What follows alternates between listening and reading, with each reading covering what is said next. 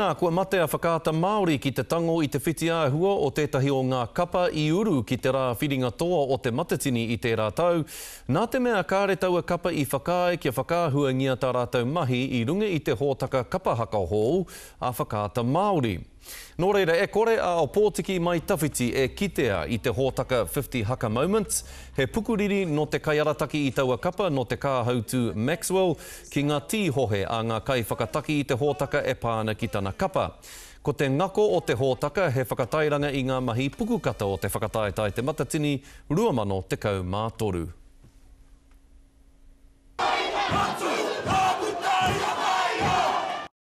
Y'all ready for this?